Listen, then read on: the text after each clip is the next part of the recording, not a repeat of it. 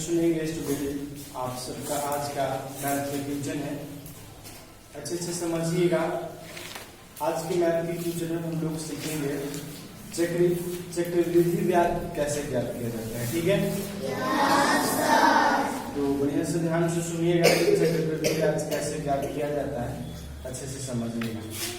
ध्यान दीजिएगा, क्वेश्चन आपका कह रहा है कि रुपए 2000 का 5%, 2000 का कितना प्रतिशत? 5%। बहुत अच्छा।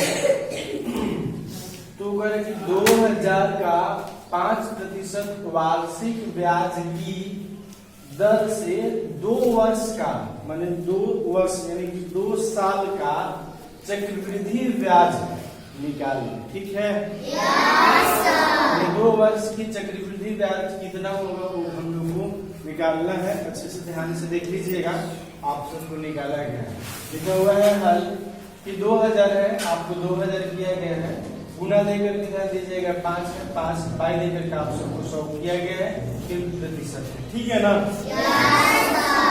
देखिए, इसमें से 2 जीरो कैंसिल, इसमें से 2 जीरो कैंसिल,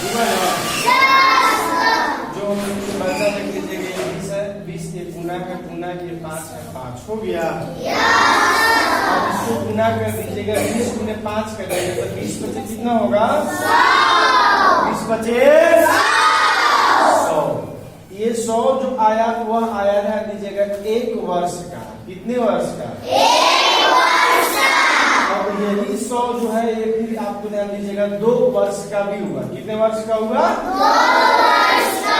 यही वाला 2 वर्ष का भी हुआ। ध्यान दीजिएगा, स्टूडेंट से हम लोग को निकालना है चक्रवृद्धि ब्याज। चक्रवृद्धि ब्याज निकालने के लिए ध्यान दीजिएगा, यही 100 जो है फिर से हम लोग काम करेंगे। ध्यान दीजिएगा वाला आप सबका 5 बाई देकर के 100 गुना देकर के ध्यान दीजिएगा ये वाला 100। ठीक है, अब ये 100 से 100 क्या हो जाएगा? कट जाएगा, जो कि आप सबको कट गया, बच गया। ध्यान दीजिएगा 5, तो आप सबको ध्यान दीजिएगा 5 यहाँ पे लिखा गया। ठीक है, अब इसको हम लोग प्लस करेंगे। क्या करेंगे? प्लस करेंगे, माने इसको हम लोग जोड़ देंगे। क्या कर देंगे?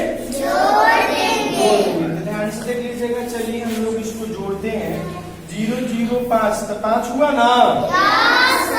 अब 0 0 आप सबको 0 हो गया ना?